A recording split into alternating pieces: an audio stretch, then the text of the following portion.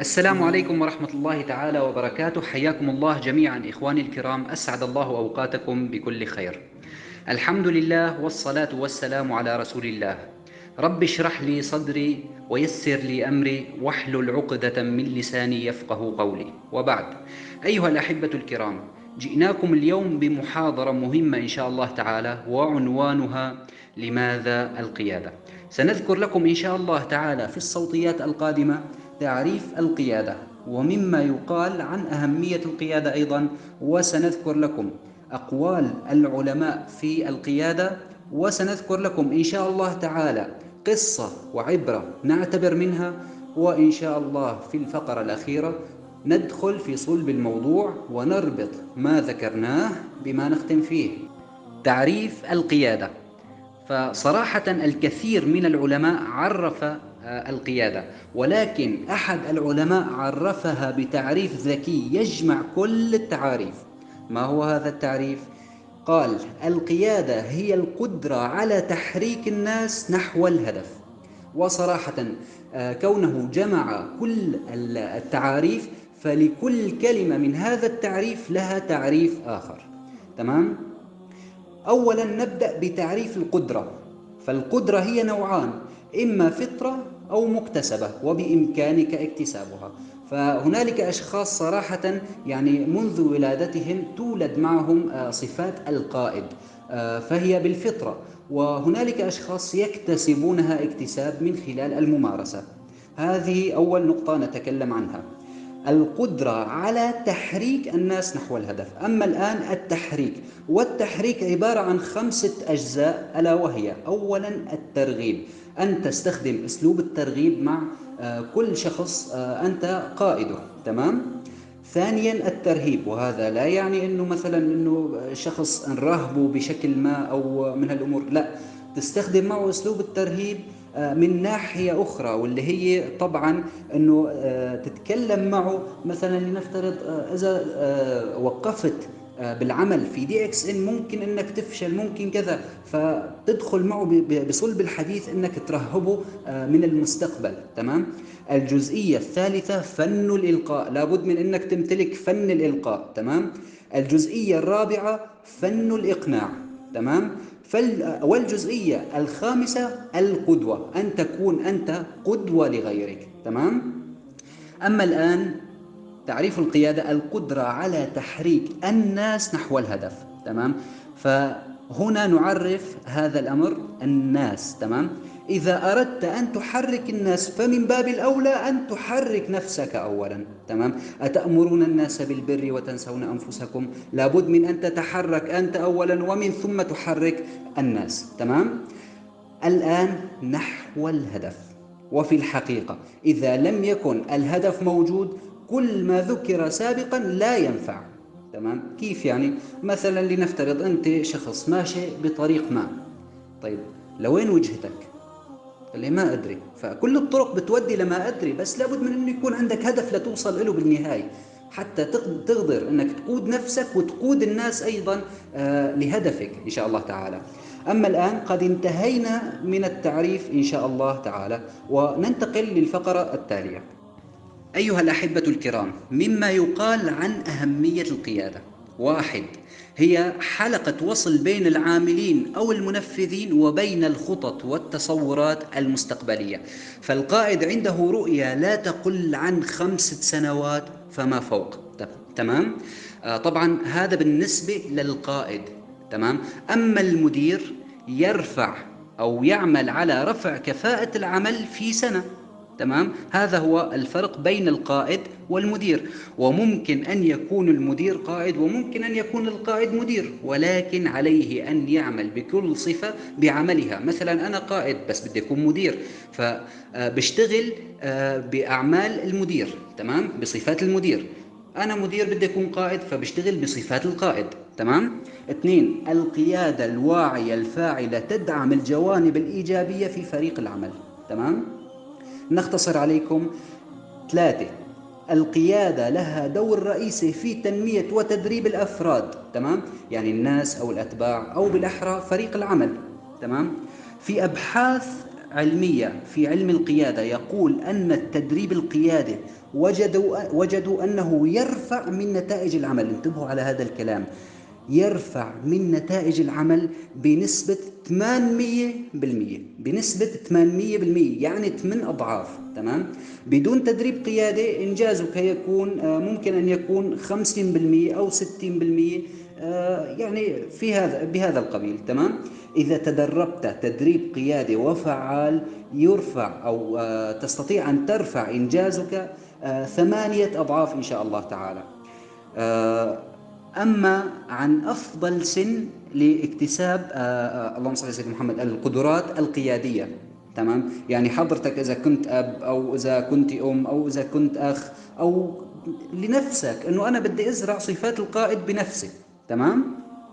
طيب، أفضل عمر لزرع القدرات القيادية في الطفل من 3 سنوات إلى 7 سنوات، لا يتوقف الأمر عند هذا الحد، أيضا إلى 15 عام. وبعدها أيضا بإمكانك أن تكتسبها ب21 سنة، بعمر 21، وأيضا بال28 سنة. تمام. بعد 28 سنة فرح يكون صعب اكتساب القيادة. تمام.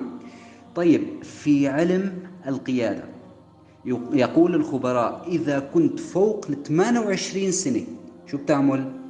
معقول أنا ما فيني أكسب القدرات اللي بتخليني أكون قائد؟ لا، فينك تكتسبها.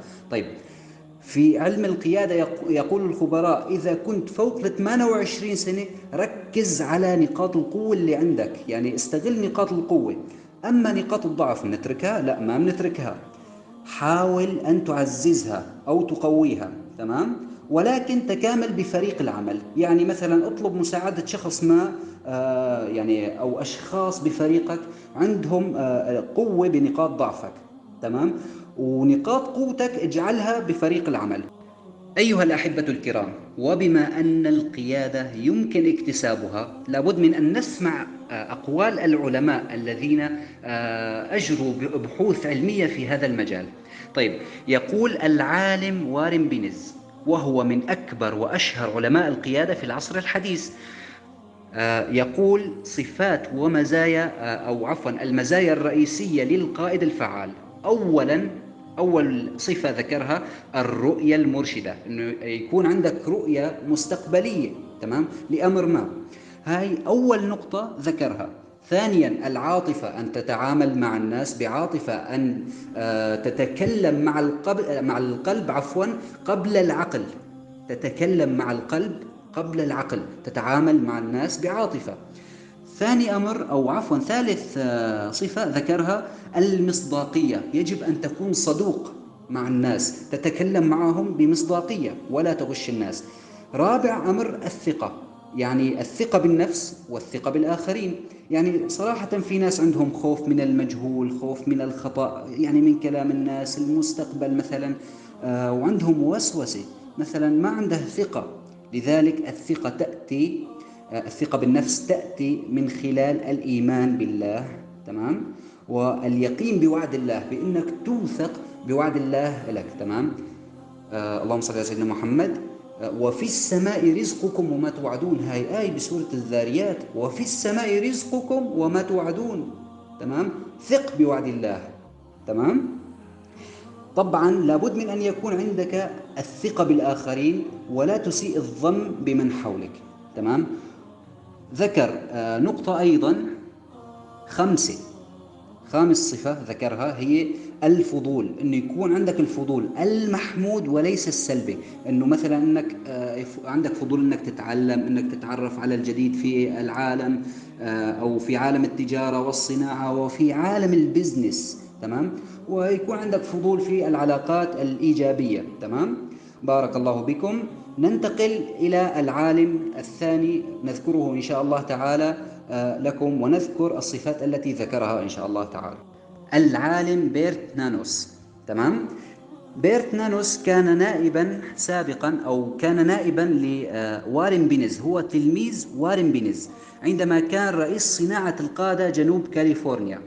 وعندما كبر بينز في العمر وترك المركز أصبح بيرت نانوس رئيس المركز. يقول نانوس عن صفات القائد الفعال: 1. بعد النظر، ركزوا على هذا الأمر. بماذا يذكرنا؟ يذكرنا بقول أستاذه وارن بينيز عن الرؤية المرشدة. تمام. 2. إدارة التغيير، يعني إدارة التغيير في نفسك، إدارة التغيير عند الأتباع، إدارة التغيير في التعامل مع الظروف والتغيرات الواقعية والتطور في العالم. يعني مثلا في ناس عندها خلص المهنة هي نفسها، ما بيحب يطور من ذاته. في عندك كتير مهن عبر الإنترنت حتى باستطاعتك تستغلها، ما فيك توقف عند مهنة محددة. ما فيك تعيش على العصر الحديث، عفوا على العصر القديم، وانت بعصر حديث فيه مئات آلاف المهن في يعني في الإنترنت خاصة. تمام. فلا بد من أنه يكون عندك يعني إدارة التغيير في التعامل مع الظروف والتغير أو عفوا والتغيرات الواقعية والتطور في العالم. تمام. 3. تصميم المنظمة، يعني في الفريق يكون عندك تصميم هيكلية منظم. يعني مثلا أنت كشخص اللهم صل على سيدنا محمد، عندك أعضاء فريقك، ركز على الأشخاص شو عندهم قدرات. أنت عندك قدرة بالاستقطاب، ركز لنا على الاستقطاب، حاول أنك تطالع لنا طريقة تانية نستفاد منها جميعا. شخص عنده قدرة بالتحفيز، فخليه يستلم التحفيز بفريقك بجروب الفريق. تمام. شخص عنده كذا، بتسلمهم كل شخص يعني شيء هو قادر على إنجازه. تمام. هاي بالنسبة لتصميم المنظمة. تمام. رابع أمر التعلم المستمر، ويقصد زيادة الكفاءة. 2.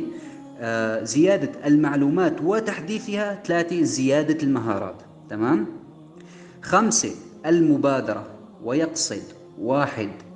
مبادرة بالمشاريع. 2. مبادرة بالأفكار. 3. مبادرة بالاقتراحات. مثلا أنت كشخص طريقة الاستقطاب لنفترض ما أنها قوي أو ما عاد تنفع، فبادر حتى تبتكر فكرة جديدة بالاستقطاب وتعطيها للجميع، فأنت قائد. تمام. وأيضا ذكر المصداقية العالية، وهذا ما يذكرنا بقول اللهم صل على سيدنا محمد أستاذه وارن بينيز. تمام.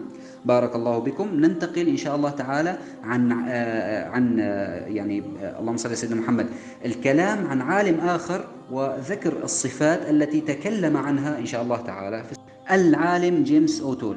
وهذا إن شاء الله تعالى سيكون آخر عالم نذكره في هذا المجال، وهو من أكبر علماء علم القيادة في القرن الحديث في 100 سنة الأخيرة. يقول من صفات القائد الفعال، انتبهوا على هي النقطة: 1. الرؤية المبدئية. لاحظوا هذا الأمر.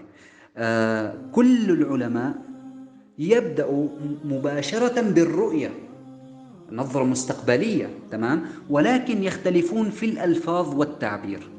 فجيمس أوتول أضاف شيء على الرؤية، مسألة مهمة جدا في علمه، وهي الرؤية المبدئية. يقصد فيها الرؤية التي تقوم على المبادئ والقيم وعلى الأصول.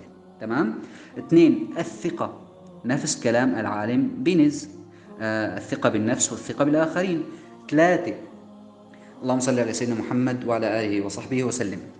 3. الاستماع الفعال، ويقصد مو أنك تستمع من الناس أو من فريق أو عفوا من الفريق اللي أنت فيه بس وتجامل. تمام. يقصد استمع الاستماع الفعال الحقيقي، أنك تنصت لمشاعر الناس، لهموم الناس، تنصت لمقترحات الناس، أيضا تنصت لنقد الآخرين الإيجابي، وبالفعل عندك رغبة حقيقية بالاستماع حتى تفهم الناس وحتى تستطيع أن تدخل لقلوبهم وتكمل معهم وتتكامل بهم.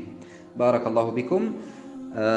الصفة الرابعة التي ذكرها ونختم بها عن أقوال العلماء: احترام المرؤوسين. شو يعني؟ يعني اللي أنت تقودهم، أنت قائدهم، تمام، أو سبونسرهم، يجب أن تحترمهم احترام حقيقي وتقدرهم وتتعامل معهم بكل رقي حتى لو اختلفت معهم. تعامل معهم بهذه الطريقة. بارك الله بكم.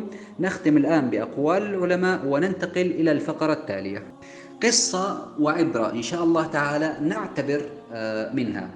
قصة السيد عادي والسيدة عادية. لربما بعضكم لمجرد ذكر هي القصة عرفها. تمام.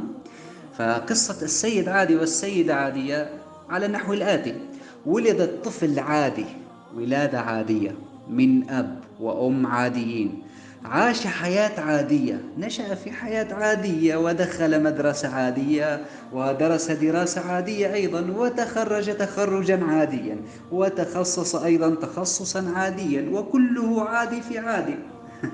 وتزوج زواج عادي، وأنجب عادي وعادية، ولد عادي. تمام. عادي اشترى بيت عادي، وزوج أبناءه زواج عادي، ومات موتة عادية. بارك الله بكم. فسبحان الله 90% من البشر ماتوا عاديين لا يعرفهم أحد. طيب عكس السيد عادي شو؟ عكس السيد عادي شو؟ السيد متميز. تمام. كيف بدي أكون أنا السيد متميز؟ اللهم صل على سيدنا محمد وعلى آله وصحبه وسلم. في لحظة ما قررت أن تكون قائد. تمام. أول من تقود نفسك أولا، وتخرج من دائرة الفشل. تمام. ودائرة الإحباط، واللي أنا ما أقدر وما أعرف وما عندي القدرة ومن هالأمور. لا، بدك تخرج منها أول أمر. قررت أن تكون مثلا قائد، وتترك بصمة في هذه الحياة، وتكون لله وصادقة أيضا. يعني مثلا من ناحية أريد أن أنفع نفسي وأسرتي، وأكون صاحب يد عليا وصاحب مبادئ وقيم، فقررت القيادة. تمام. من لحظتها. تمام. من هذه اللحظة، من لحظة هذا القرار والتزامك بالصفات التي ذكرناها، أنت أصبحت، أبشرك أخي الكريم وأختي الكريمة، أبشركم أنتم أصبحتم من هذه اللحظة السيد متميز. بارك الله بكم. أيها الأحبة الكرام، قبل أن ندخل في صلب الموضوع، لو سألت نفسك هذا السؤال، أو لنفترض اعتبرني أني سألتك هذا السؤال بالأحرى: ما الذي تعنيه لك القيادة؟ ممكن أنك تفكر بإجابة لهذا السؤال. ممكن تقول القيادة هي خدمة الناس. فصراحة أنا تذكرت مقولة من ناحية خدمة الناس، اللي هي: القائد ليس من لديه الكثير ممن يخدمونه، بل القائد هو من يخدم الناس، لديه الكثير من الناس لكي يخدمهم. تمام؟ طيب، ما الذي تعنيه لك القيادة؟ ممكن أنك تقول خدمة الناس، ممكن أنك تقول نظرة مستقبلية، ممكن أنك تقول أيضا أنه توجه نظرتك المستقبلية لأشخاص تفيدهم فيها.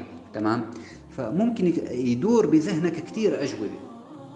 طيب، بحب أشيركم إجاباتكم على هذا السؤال واللي خطر بذهنكم كله صحيح. ليش؟ طيب، كل منا تعنيه القيادة شيء. تمام. يعني في ترتيب الأولويات، في قيمة معينة، يعني حسب ترتيباتك. يعني لنفترض إذا مارست القيادة وطورت صفاتها، أو طورت صفاتك فيها وطورت عطاءاتك فيها، ممكن لو سألتك هذا السؤال بعد سنة كاملة، بعد سنة كاملة سألتك نفس السؤال، ممكن أنك تغير إجابتك. ممكن أنك تعطيني 20 صفة، ممكن أنك تكتب لي 20 صفة من صفات القائد، وهذا اللي بتعني لك إياه القيادة. تمام. فأنا ما فيني رتب عفوا، ما فيني رتب أولوياتكم، ما فيني رتب لكم حياتكم. فصراحة من يحدد القيادة هو أنت. لماذا القيادة؟ هذه هي القيادة. لماذا القيادة؟ هذا هو عنوان محاضرتنا. هذه هي لماذا القيادة. يعني أنت بتحددها، مو أنا اللي بدي أحدد لك القيادة. تمام. أنت حسب مثلا تصورك، أو حسب وجهة نظرك عن القيادة، شو هي القيادة وشو بتعني لك ومن هالأمور، فأنت اللي بتحدد لماذا القيادة. أما الآن أيها الأحبة الكرام، وصلنا إلى النهاية إن شاء الله تعالى، وأوشكنا على فك الأحزمة والهبوط من رحلتنا إن شاء الله تعالى. كيف ننزل هذا الكلام الذي ذكرناه على واقع مشروعنا اليوم في النيتورك ماركتينج، في صناعة البيع المباشر مع DXN تحديدا؟ تمام. هذه الصناعة الذكية، النيتورك ماركتينج، صناعة البيع المباشر، ماذا يسمونها؟ يسمونها بزنس القادة. بزنس القادة. تمام. إذا أردت أن تحقق أعظم الإنجازات في رؤية مشروع النيتورك ماركتينج وفي دي اكس ان تحديدا، يعني بشقها الصحي أو المالي أو الاجتماعي، كل أنواع رؤية دي اكس ان الشمولية، إذا أردت أن تحقق أعظم الإنجازات في هذا المشروع لديك مفتاح واحد فقط. مفتاح واحد. تمام؟ ما هو هذا المفتاح؟ القيادة. والله كل ما كنت قائد فعال، والله أبشرك أنك وصلت لأعظم الإنجازات في مشروعنا في النيتورك ماركتينج. وعليك اتباع أمرين. تمام؟ أولا أن تكون قائد حقيقي فعال في دي اكس ان، أن تكون بصفات قائد فعال، يعني كشخص لازم يكون عندك مبادرة دائما، لازم تتصف بصفات القائد، لازم يكون عندك فن الإقناع، فن الإقناع، فن أو تكون أنت قدوة لفريقك، لازم أنت تكون مبادر دائما، لابد من أنك تتصف بهي الصفات. تمام؟ أن تكون قائد حقيقي فعال في دي اكس ان. ثاني أمر، أن تمتلك نظام. نظام يعني سواء كان بسيط أو يدوي أو إلكتروني. يعني هذا النظام اللي هو دفتر، لنفترض أنت كتبت بدفتر يومياتك أو مذكراتك. تمام؟ تكتب أهدافك، قائمة الأهداف. يعني عندك لنفترض خطط يومية، خطط أسبوعية، خطط شهرية، خطط سنوية إلى آخره. تمام؟ فأنت من خلال إنشائك لهذا النظام، والله بإذن الله تعالى عندها القادة سيحرصون بالوصول لك. هلا نحن عملنا شو؟ عملنا عم ننقب على الألماس، عم ندور على قادة. فعندما يكون لديك نظام وخطة ذكية، والله سيحرص القادة للوصول لك. لست أنت من ستنقب عليهم، بل سيسمون أنفسهم بأنهم بحثوا عن الألماس للعمل معه. فأنت ستكون من ألماسة. تمام؟ ستكون من الصقور. تمام؟ وستلحقك الصقور لكي تبدأ بعملها معك. تمام؟ أيها الأحبة الكرام، في صناعتنا هذه، صناعة البيع المباشر أو ما تسمى باللغة الإنجليزية النيتورك ماركتينج، من المعني الأول فيما ذكرناه؟ من المعني الأول فيما ذكرناه؟ أخي وأختي الكريمة، أنت أو أنت المخاطب الأول، وأنت المعني الأول بكل ما ذكرناه الآن. ممكن تقول لي أنا إيه؟ أنت أخي الكريم، أنت المعني الأول بهذا الكلام. يعني مثلا في أشخاص، يعني اللهم صل على سيدنا محمد، يعني خلينا نربط ما قدمناه بما نختم فيه. لا تقل أنا معقول أكون مثل القائد الفلاني اللي عنده فن الإلقاء وفن الإقناع والجرأة والشجاعة، واللي عنده المعرفة الكثيرة بالشركة. أنا اللي ما عندي فن الإقناع معقول أن يكون مثله؟ انتبه من هذا الكلام، إياك وذكر هذا الكلام. لا تقلل من شأنك، لا تقلل من شأنك. زبدة كلامي كله، تمام، كل واحد فينا في هذه الصناعة الذكية مخاطب أن يكون قائد فعال وحقيقي. يعني أنت المسؤول الأول أن تكون قائد ذو بصمة، ذو قيمة تضيفها في الحياة.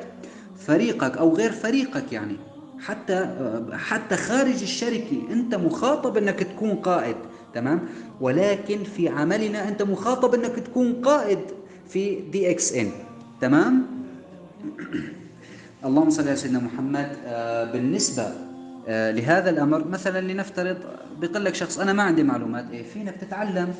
بالنسبة لأشخاص ممكن تذكر لك انه انا ما عندي مهارات. تمام؟ طيب ما عندك مهارات، باستطاعتك تكتسبها، باستطاعتك تكتسبها. تمام؟ انا ما عندي صفات القائد اللي ذكرها العلماء، طيب باستطاعتك كمان تكتسبها. يا اخي اصعب العلوم تكتسب بالتعلم، اصعب العلوم تكتسب بالتعلم. تمام؟ أصعب الأخلاق والسلوكيات والصفات التي اللي هي الحلم. يعني شخص حليم، صراحة صعب انه الواحد يكون شخص حليم او عنده حلم. تمام؟ فممكن ان تكتسبها. تمام؟ فباستطاعتك ان تكتسب صفات القائد لو شو ما كان ظروفك، لو شو ما كنت، حتى لو ما كان معك شهادات من الجامعات، حتى لو ما كان عندك تعلم وتدريب وخبرات وإلى آخره، حتى لو شو ما كان، باستطاعتك أنك تكتسب صفات القائد من خلال الممارسة. ختاما أيها الأحبة الكرام، لقد ذكرنا لكم تعريف القيادة، ما هي القيادة، وذكرنا لكم بكل كلمة بهذا التعريف لها تعريف، وبكل كلمة ذكرناها عن صفات القائد يجب أن تحملها أنت. فأنت المخاطب والمعني الأول، أنت الشخص المعني بهذا الكلام، أنت الشخص الوحيد الذي يجب أن تكون قائد. كلنا معنيين بهذا الكلام. صناعتنا هي تحتاج إلى دعاية شفوية، اكتسب فن الإلقاء. صناعتنا تحتاج إلى مهارات متعددة، فباستطاعتك اكتسابها، وخاصة أن تكون قائد ومدير بنفس الوقت حتى ترفع النتائج. مثلا كما ذكرنا لكم، المدير يرفع كفاءة العمل لمدة سنة، تمام، أو في سنة. أما القائد اللهم صل على سيدنا محمد يرفع من النتائج ب8 أضعاف، يعني 800%. فيجب أن تكون قائد، عليك أن تكون قائد وتمارس هذا الأمر حتى تكتسب صفات القائد. بارك الله بكم. ما راح نطول عليكم أكثر من هيك. شكرا لحسن استماعكم، عذرا على الإطالة. كان معكم أخوكم طارق، والسلام عليكم ورحمة الله تعالى وبركاته.